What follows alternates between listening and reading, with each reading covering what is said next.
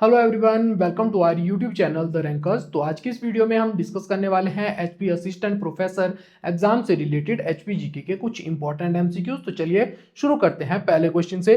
पहला क्वेश्चन आज जो इस वीडियो में हम डिस्कस करेंगे, पूरा सोलन जिला हम डिस्कस करने वाले हैं। इससे क्या इंपॉर्टेंट फैक्ट और क्या इंपॉर्टेंट जो है आपके लिए इंफॉर्मेशन रह सकती है वो सारी हम डिस्कस करेंगे। तो चलिए पहले क्वेश्चन से बात करते हैं।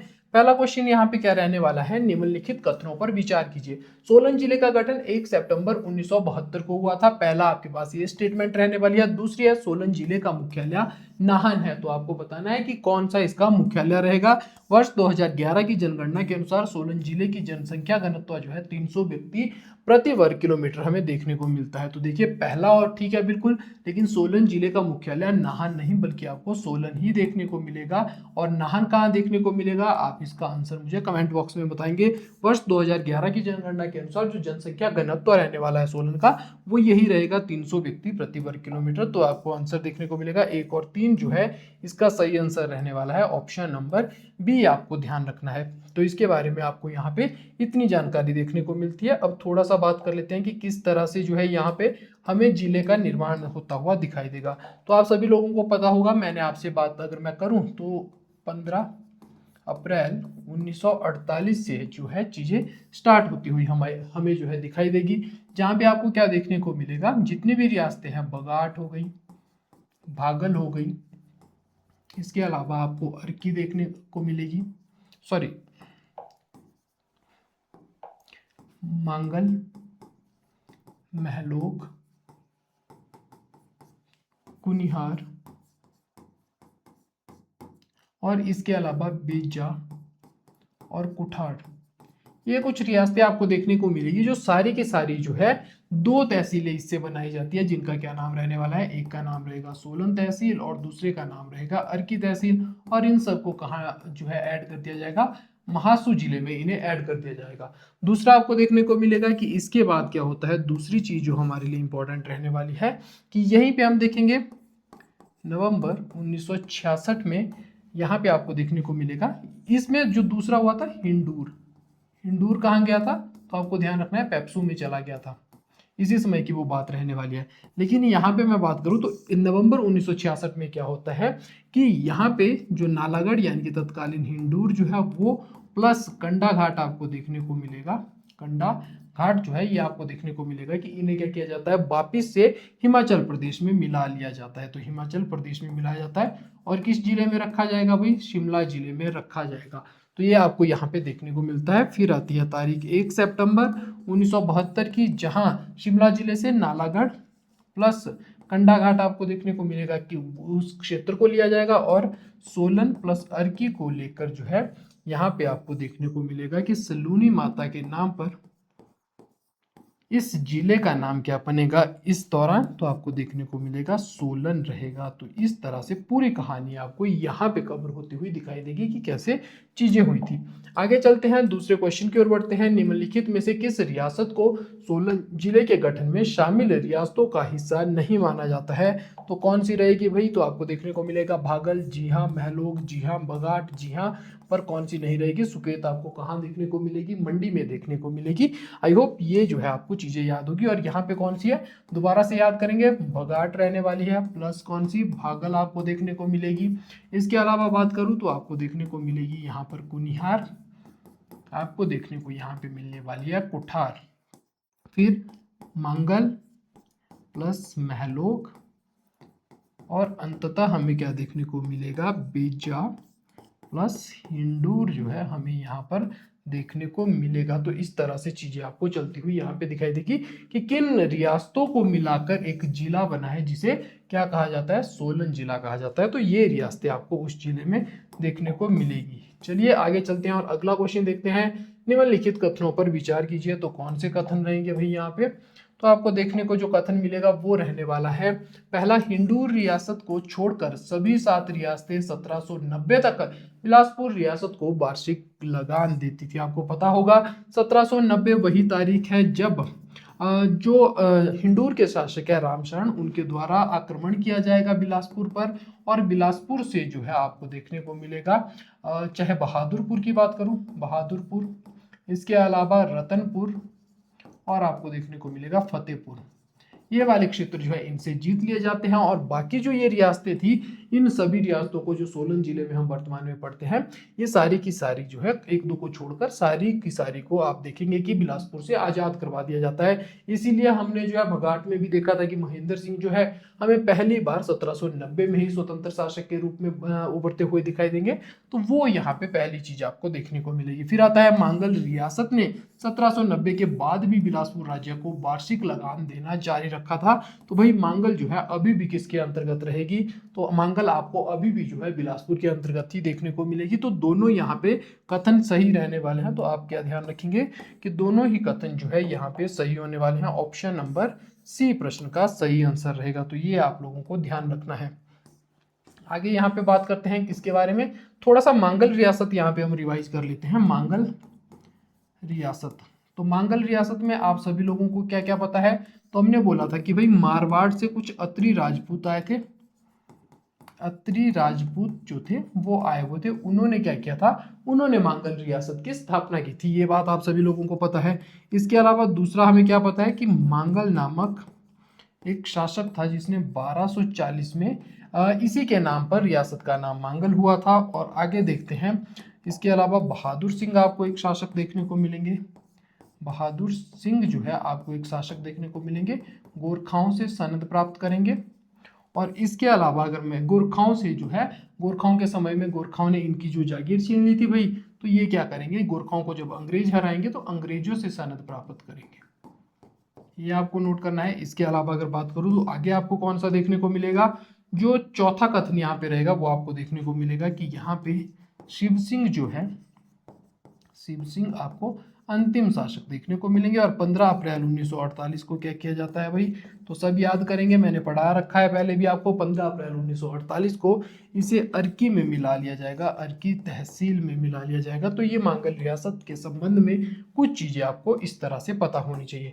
चलिए अगले क्वेश्चन की ओर बढ़ते हैं। अगला क्वेश्चन जो रहने वाला है, निम्नलिखित कथनों पर विचार कीजिए। किससे संबंधित रहेंगे ये, तो बघाट रियासत से संबंधित निम्नलिखित कथनों पर आपको विचार करना है। तो सबसे पहले कौन सा कथन रहेगा, राजा इंद्रपाल ने इस रियासत का नाम बघाट रखा था। बघाट रियासत 1790 में बिलासपुर से स्वतंत्र हुए राणा महेंद्र सिंह इसके पहले स्वतंत्र शासक बने थे। वर्ष 1839 में राणा महेंद्र सिंह की निसंतान मृत्यु के बाद यह रियासत ब्रिटिश सरकार के सीधे नियंत्रण में आ गई थी। वर्ष 1849 में विजय सिंह की मृत्यु के बाद लॉर्ड डलहौजी की लैप्स की नीति के तहत बघाट रियासत को अंग्रेजों ने मिला लिया था। तो कौन कौन से क्वेश्चन जो है यहाँ पे सही देखने को मिलेंगे, कौन कौन से जो कथन है वो सही है। तो पहला तो राजा इंद्रपाल ने ही इस रियासत का नाम बघाट रखा था, ये आप ध्यान रखेंगे। बघाट रियासत 1790 ईस्वी में बिलासपुर से स्वतंत्र हुई थी। और कौन थे राणा उस समय या राजा, तो आपको देखने को मिलेंगे महेंद्र सिंह। फिर आता है 1839 में महेंद्र सिंह की निसंतान मृत्यु हो जाती है। उसके बाद ब्रिटिश सरकार सीधे नियंत्रण कर लेती है 1839 से लेकर 42 तक। फिर विजय सिंह यहाँ पे राजा बनेगा, इसके बारे में हम आगे बात करेंगे, ये भी सही रहने वाला है। और वर्ष 1849 ईस्वी में विजय सिंह की मृत्यु के बाद लॉर्ड डलहौजी की लैप्स की नीति के तहत बघाट रियासत को अंग्रेजों ने जो है अपनी रियासत में मिला लिया था, ये भी आपको सही देखने को मिलेगा। तो यहाँ पे तो भाई चारों ही कथन आपको सही देखने को मिलेंगे। थोड़ा सा बघाट रियासत को अब यहाँ पे हम रिवाइज करेंगे ताकि आपकी चीजें सारी की सारी कवर हो सके। तो बघाट रियासत की बात करूँ तो वर्तमान की कसौली प्लस जो सोलन वाला इलाका है ना, वही आपको क्या देखने को मिलेगा, तत्कालीन बघाट रियासत देखने को मिलेगी। संस्थापक कौन थे इसके, तो आपको ध्यान रखना है हरिचंद आपको इसके संस्थापक देखने को मिलेंगे, या जिन्हें बसंत पाल के नाम से भी जाना जाता है, वो आपको इसके संस्थापक देखने को मिलेंगे। और कहाँ से आए थे ये, तो आप सभी लोगों को पता है कि ये आए थे धरनागिरी दक्षिण से, आपको देखने को मिलेंगे कि ये कहाँ आते हैं, हिमाचल प्रदेश के इस वाले इलाके में आते हैं।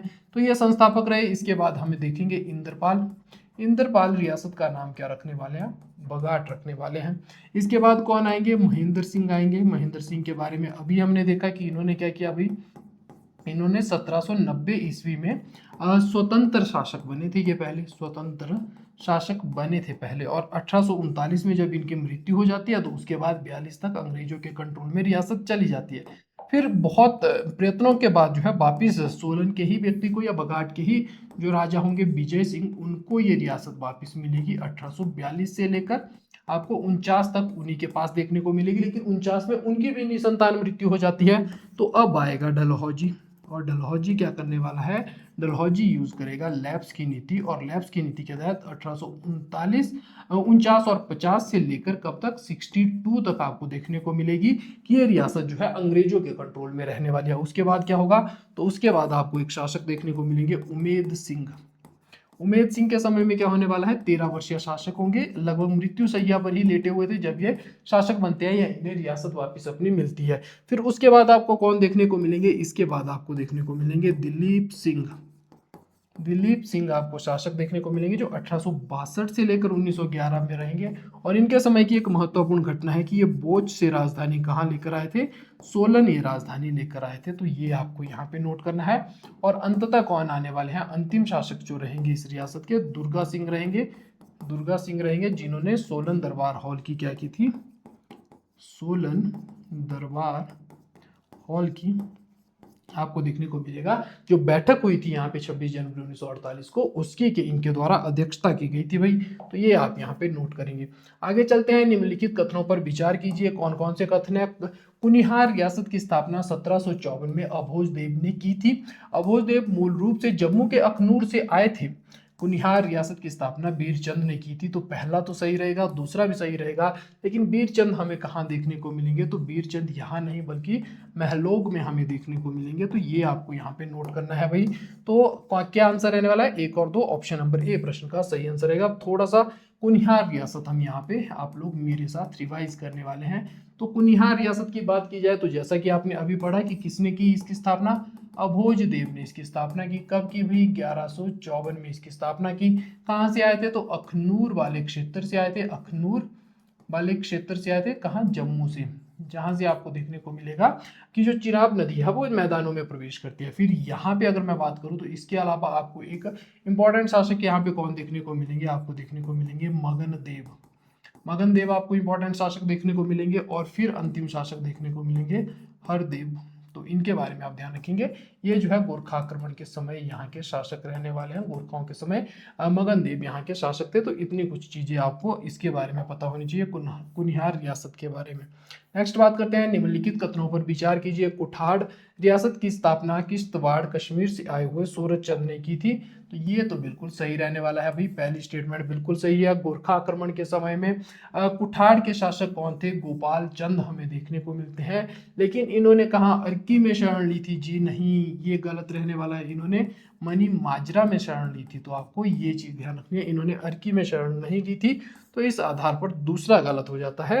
तो गोरखा आक्रमण, और सिंपल सी बात है कि ये क्यों ही गोरखाओं से बचने के लिए गोरखाओं के गढ़ में ही जाकर शरण लेंगे। तो ये तो आपको देखने को मिलेगा कि ऑप्शन नंबर ए प्रश्न का सही आंसर रहने वाला है। यहाँ पे बात करें तो आपको कुठाड़ देखने को मिलेगी। कुठाड़ रियासत, कुठाड़ रियासत की बात करूं तो यहाँ पे आपको कौन शासक देखने को मिलेंगे, तो यहाँ पे जैसा कि बात की गई कि संस्थापक कौन रहने वाले हैं इसके, तो कुठाड़ के संस्थापक आपको कौन देखने को मिल रहे हैं भाई, जल्दी से रिवाइज कीजिए। तो कुठाड़ के शासक आपको देखने को यहाँ पे मिलेंगे सूरत चंद, जो है हमें संस्थापक देखने को मिल रहे हैं। सूरत चंद हमें संस्थापक देखने को मिल रहे हैं। और कहाँ से आए थे, तो अभी हमने पढ़ा किश्तवाड़ कश्मीर से आए थे। किश्तवाड़ कश्मीर से ये आए थे। यहाँ के एक इंपॉर्टेंट शासक आपको कौन देखने को मिलेंगे, गोपाल सिंह आपको देखने को मिलेंगे। और गोपाल सिंह के समय में क्या होगा, गोपाल सिंह के समय में होगा गोरखा आक्रमण। गोरखा आक्रमण जो है आपको यहाँ पे देखने को मिलेगा। तो गोरखा आक्रमण इनके समय में होता है, और ये कहाँ पे, मनी माजरा में शरण लेते हैं। ये चीज अभी हमने पढ़ी इनके बारे में। तो ये कुछ चीजें। इसके अलावा एक शासक आपको भूप सिंह भी देखने को मिलेगा, लेकिन उनको पढ़ने की आवश्यकता आपको नहीं रहेगी। कुठाड़ यहाँ पे, और ध्यान रखेंगे सुबाथु भी जो है, सुबाथु जो छावनी थी वो भी इनके अंतर्गत ही आती थी। तो ये पॉइंट आप यहाँ पे नोट करने वाले हैं। आगे बात करते हैं। आगे निम्नलिखित कथनों पर विचार कीजिए। हिंदू रियासत की स्थापना 1100 ईस्वी में अजय चंद ने की थी। पहली स्टेटमेंट बिल्कुल सही रहने वाली है। अजय चंद कहलूर के राजा कहाल चंद के बड़े पुत्र थे, आपको देखने को मिलेगा। दूसरी स्टेटमेंट भी सही है। हिंदू रियासत प्रारंभ में कहलूर रियासत की ही एक प्रशाखा थी। तो यहाँ पे कहलूर के राजा यानी कि कहलूर रियासत की प्रशाखा है, ये भी बिल्कुल सही रहने वाला है। 1398 ईस्वी में तैमूर लंग ने भारत पर आक्रमण के समय हिंदूर का शासक गोपाल चंद था। गोपाल चंद तो अभी हमने ऊपर पढ़े भाई। यहाँ पे कौन देखने को मिलेंगे हमें, आलमचंद जी देखने को मिलेंगे। तो ये आप यहाँ पे नोट करने वाले हैं यहाँ पे।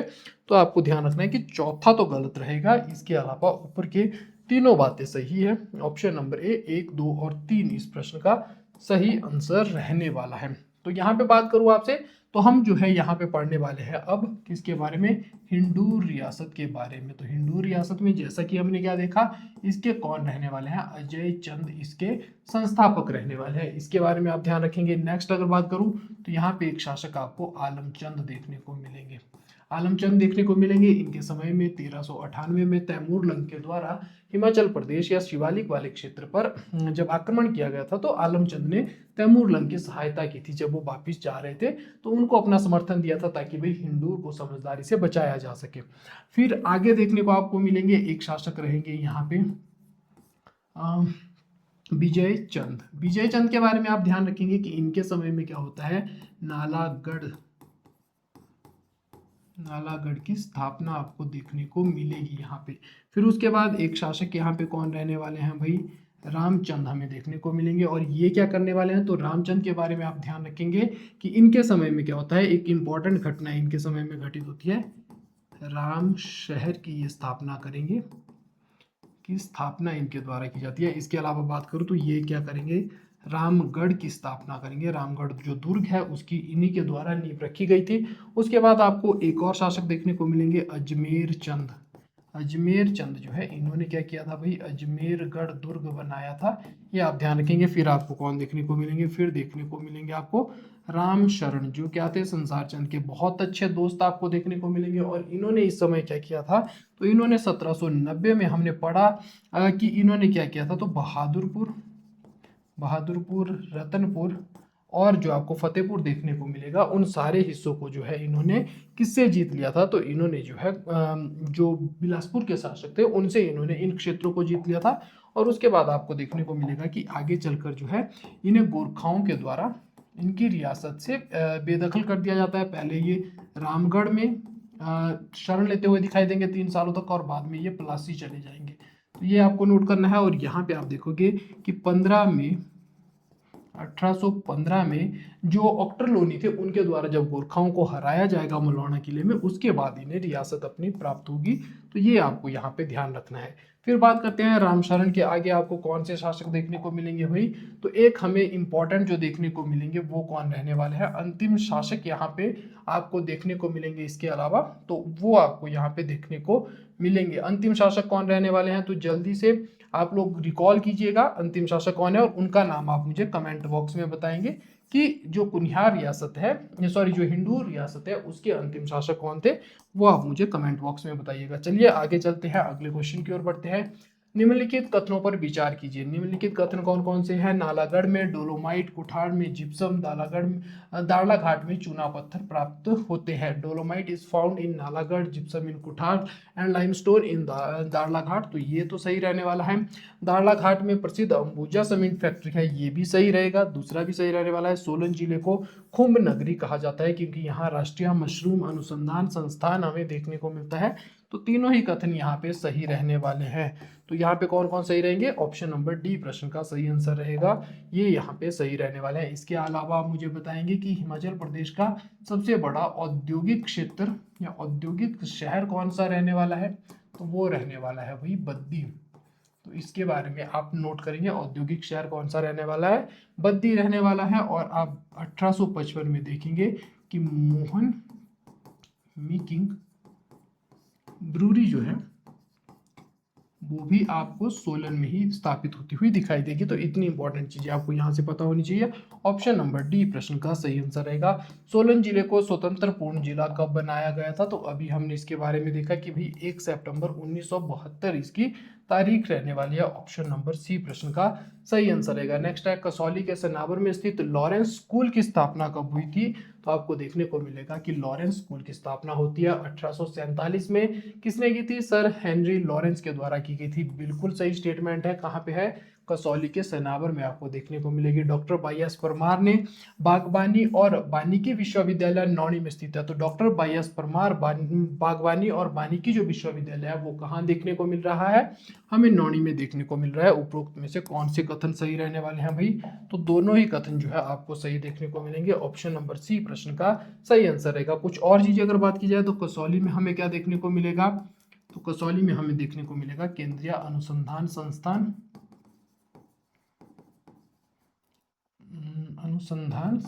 हमें यहाँ पे देखने को मिलेगा। इसके अलावा अगर बात करूँ तो कसौली के अलावा दूसरा जो हमें यहाँ पे देखने को मिलेगा वो कौन रहने वाला है, कंडाघाट। कंडाघाट में क्या देखने को मिलेगा, पॉलीटेक्निकल इंस्टीट्यूट हमें देखने को मिलेगा, संस्थान देखने को मिलेगा महिलाओं के लिए। फिर कुनिहार में आपको ध्यान रखना है नवोदय स्कूल रहने वाला है। कुनिहार में क्या रहेगा, नवोदय स्कूल हमें देखने को यहाँ पर मिलेगा। इसके अलावा चायल की बात करें तो चायल जो है आपको देखने को मिलेगा यहाँ पे विश्व का सबसे ऊंचा जो है क्रिकेट ग्राउंड हमें यहाँ पे देखने को मिलेगा। तो ये चीजें आपको यहाँ पे पता होनी चाहिए, इतनी इंपॉर्टेंट चीजें आपके लिए यहाँ पे रहने वाली है। तो ये थी आज की क्लास। आई होप आपको क्लास अच्छी लगी होगी और मैंने सारी चीजें जो बघाट से संबंधित हो सकती थी या सोलन जिले से संबंधित हो सकती थी वो सारी इंपॉर्टेंट चीजें मैंने आपके साथ डिस्कस की। आई होप आपको जो है सेशन अच्छा लगा होगा और साथ ही आप जो है कमेंट बॉक्स में जरूर बताइएगा कि कैसा जो है आपको सेशन का एक्सपीरियंस रहा और कैसी जो है आपको ये 7 बजे वाली क्लास लग रही है। आज की क्लास हम यहीं तक रखेंगे। Thank you so much, bye.